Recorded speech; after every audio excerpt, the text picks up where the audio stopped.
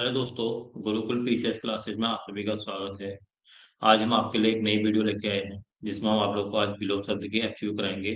और ये आज टोटल एमसीक्यू होने वाले हैं आपके पास 25 एमसीक्यू आज हम लोग देखेंगे। ठीक है, तो यहाँ पे देखिएगा। पहला हम शुरुआत करते हैं, ज्यादा देर नहीं करते, शुरुआत करते हैं। पहला जो है आपका जागृति है। जागृति का अपोजिट क्या होगा? शयन होगा, सुसुप्ति होगा, जागरण होगा या विश्राम होगा। जागृति का जो अपोजिट होता है वो सुसुप्ति होता है। सुसुप्ति का जो मीनिंग होता है वो एकदम गहरी नींद पर सोना, जिसमें हमारा चेतन मन हमारा कुछ भी काम न करे, एकदम गहरी नींद पर सोना। और जागृति का मतलब होता है चेतना का जागरण।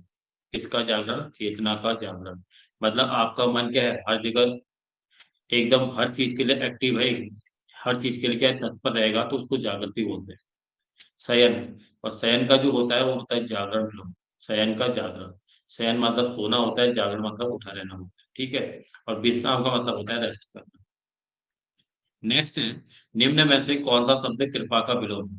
तो आपको इसका राइट आंसर बताना है। कृपा का विलोम होता है कोप। कृपा का विलोम क्या होता है? कोप होता है। आशीर्वाद, कष्ट और आशीष। आशीर्वाद मतलब होता है, आशीर्वाद का जो अपोजिट होता है वो श्राप देना होता है, या हम इसको बोलते हैं अभिशाप।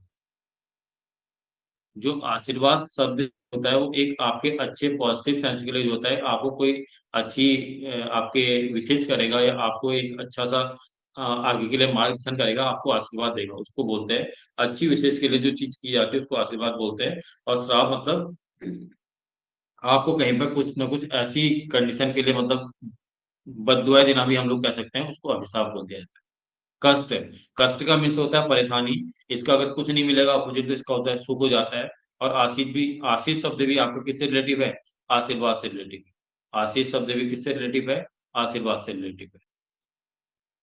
और ध्यान दीजिएगा, ये जो आशीर्वाद शब्द है ये वर्तनी शुद्ध में बहुत देखने को मिलता है, इसको सही कर लीजिएगा। आशीर्वाद शब्द वर्तनी शुद्ध में देखने को मिलता है, ये आपका, इसको लिखने की प्रैक्टिस कर लीजिएगा। तीसरा है, अति का विलोम क्या होगा? अति का विलोम क्या होगा? न्यून होगा, बहुत होगा, अल्प होगा या अधिक होगा। अति में से क्या होता है? ज्यादा होता है। अति किसके सेंस में होता है? ज्यादा के सेंस में होता है। तो अति का जो अपोजिट होता है वो अल्प हो जाता है। अति का अपोजिट क्या होता है? अल्प हो जाता है। न्यून, न्यून में से भी कम मात्रा में होता है, लेकिन न्यून का जो अपोजिट रहेगा वो अधिक रहेगा।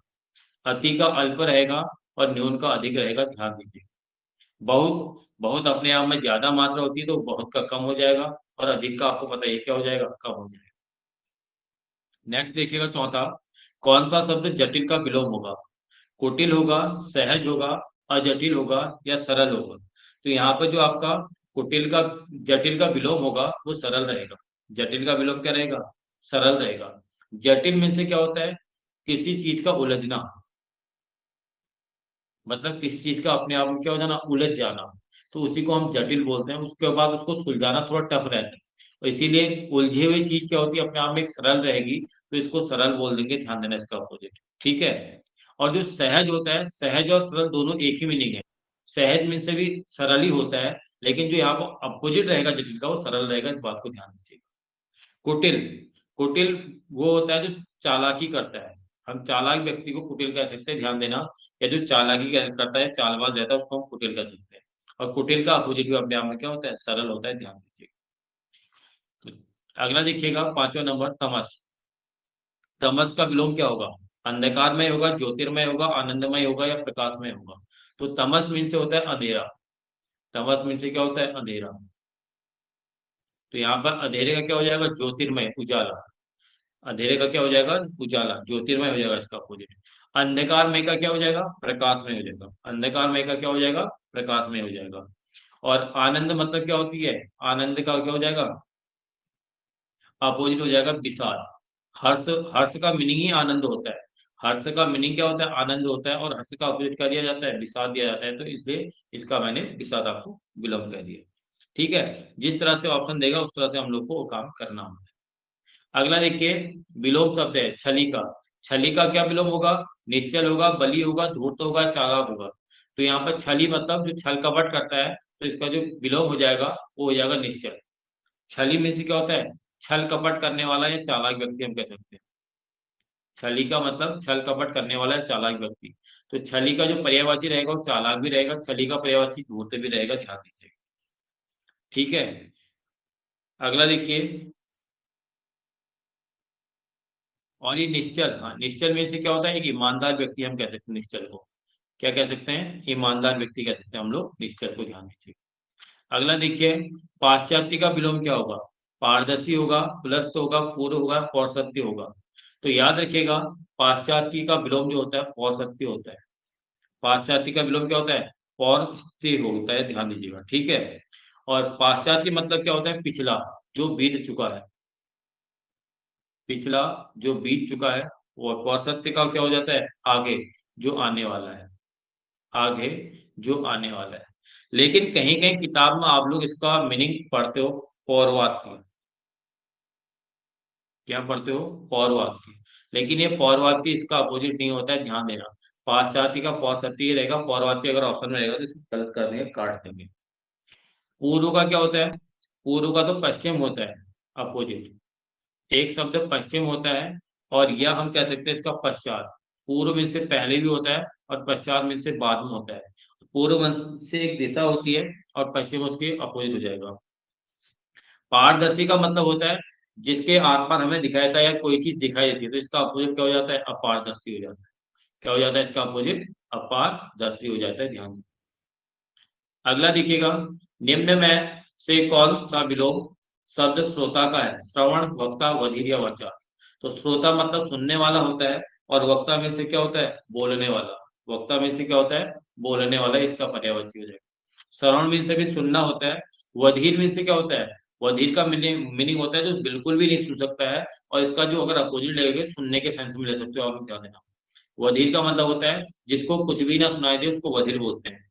और वाचाल, बहुत अधिक बोलने वाले को वाचाल कहते हैं। और इसका अपोजिट क्या होता है, मूक होता है। वाचाल का अपोजिट विलोम क्या होता है, मूक होता है, ध्यान दीजिए।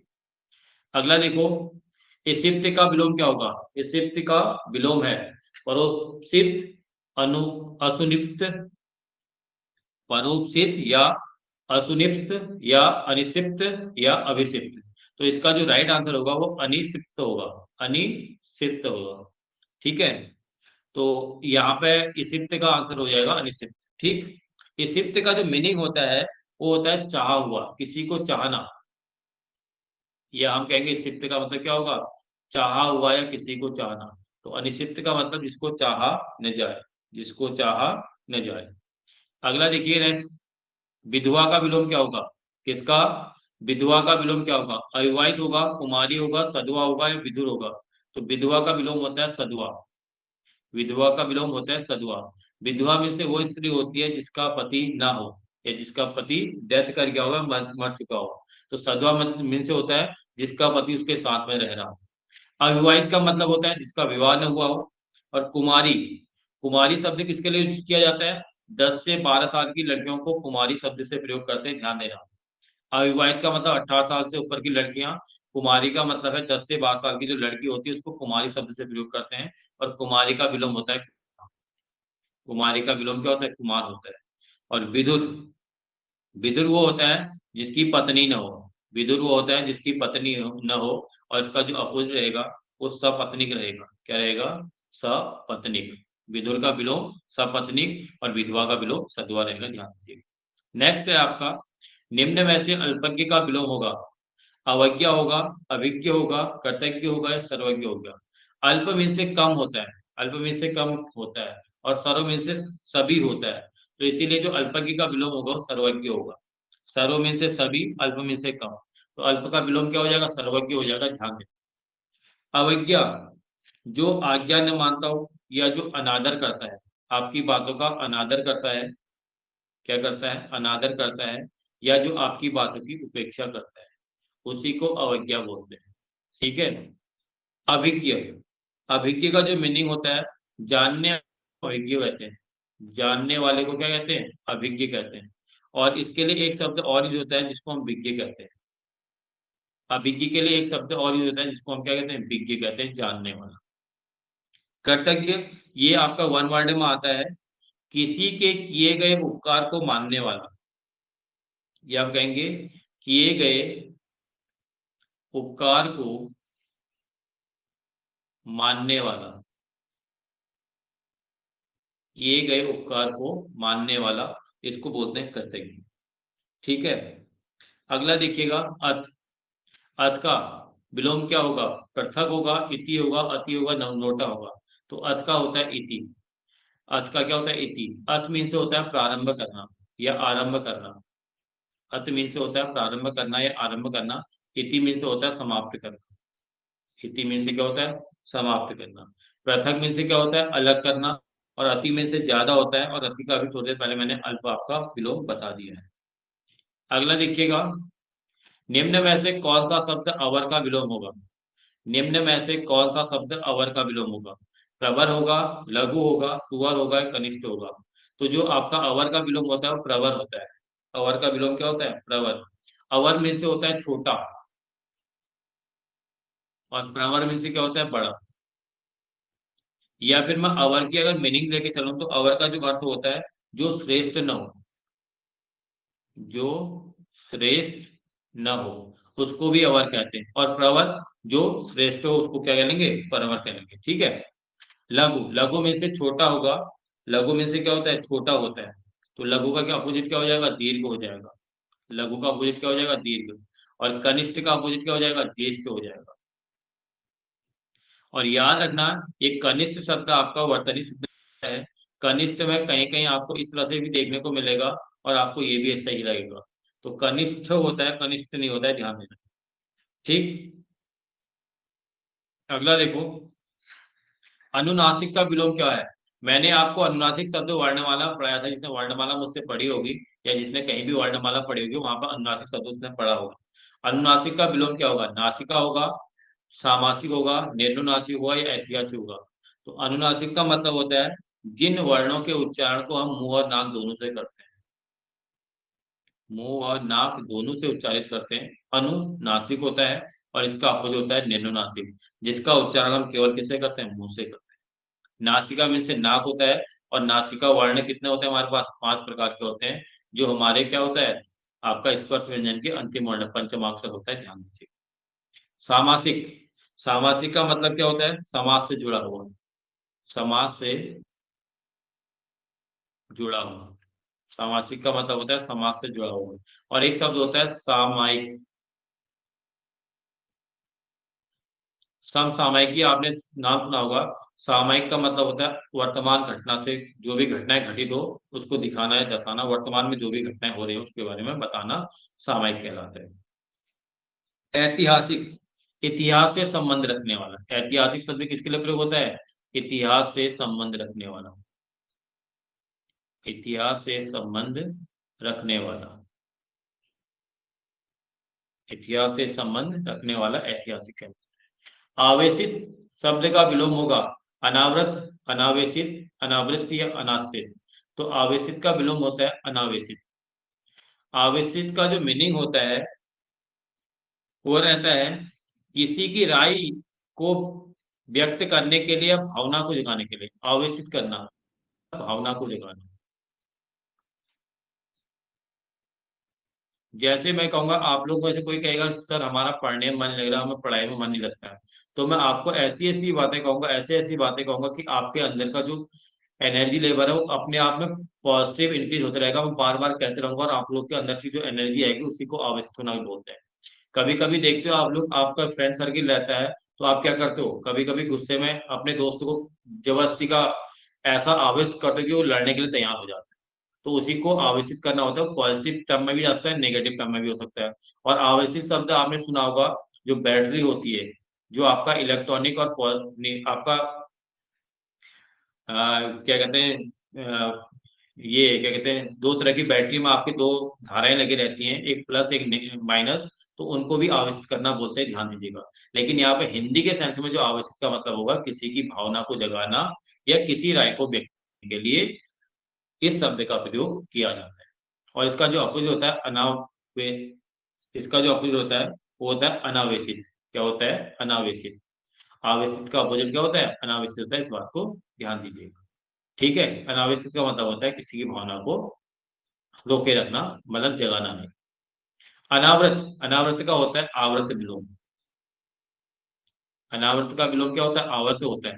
अनावृत में से होता है जो ढका हुआ न हो। जो ढका हुआ ना हो, जो ढका हुआ ना हो उसको क्या बोलते हैं, अनावृत बोलते हैं। और आवर्त का मतलब होता है जो ढका हुआ है। अनावृष्टि, वृष्टि मतलब बारिश होना, मतलब ज्यादा तबाही मचाना। अनावृष्टि का मतलब होता है वर्षा का अभाव, मतलब जहां पर बिल्कुल भी वर्षा नहीं, वर्षा का अभाव। और अनावृष्टि का जो विलोम हो जाएगा, वो क्या हो जाता है अनावृष्टि का विलोम? अनावृष्टि का विलोम होता है अतिवृष्टि। क्या होता है? अतिवृष्टि। ठीक। और अनाश्रित का मतलब होता है जिसका रहने का आशय, जिसका रहने का स्थान न हो, या आश्रय रहे तो किसी न किसी पर क्या रहे, आश्रित भी नहीं रहता है, वो अपने आप में स्वतंत्र रहता है, रहित होता है, आश्रित रहित होता है, ध्यान दीजिएगा। ठीक है, अनाश्रित का विलोम क्या हो जाता है, आश्रित हो जाता है। अनाश्रित का विलोम क्या हो जाएगा, आश्रित हो जाएगा, ध्यान दीजिए। अगला है कौन सा शब्द आकाश का विलोम है? धरती, अनर्थ, पाताल या अनर्थ। तो यहाँ देखो, धरती शब्द और पाताल शब्द दोनों सिमिलर आ रहे हैं। तो इसका मतलब जो आकाश का विलोम होगा, आप लोग कहोगे सर धरती होगा कि पाताल होगा? तो आकाश का विलोम होता है पाताल, ध्यान दीजिए। धरती नहीं होगा, ध्यान देना। धरती शब्द में आपने सुना होगा एक अवनी। धरती के लिए अवनी शब्द का यूज किया जाता है। और अवनी का पर्यायवाची पूछता है तो तब जाके आपका अंबर आता है, ध्यान देना। धरती के लिए अवनी शब्द का प्रयोग कर, और अवनी का पर्यायवाची अंबर होता है, ध्यान देना। अनर्थ, अनर्थ शब्द का जो विलोम होता है वो अर्थ होता है। अर्थ का मतलब किसी का मीनिंग निकलना, अनर्थ का मतलब उसका कोई भी उच्चारण न होना। और अनग, अनग का विलोम होता है अग। अनग का विलोम क्या होता है, अग। अनग शब्द आपको कहीं ना कहीं नेगेटिव सेंस दे रहा होगा, लेकिन इसका जो अर्थ होता है अनग मीन से होता है पवित्र होना।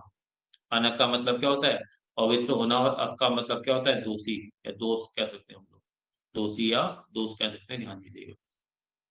आगे देखो, कौन सा शब्द उद्धव, उद्धत का विलोम है? उद्धत का विलोम क्या होगा, कोमल होगा, उत्तम होगा, सौख्य होगा, विनीत होगा।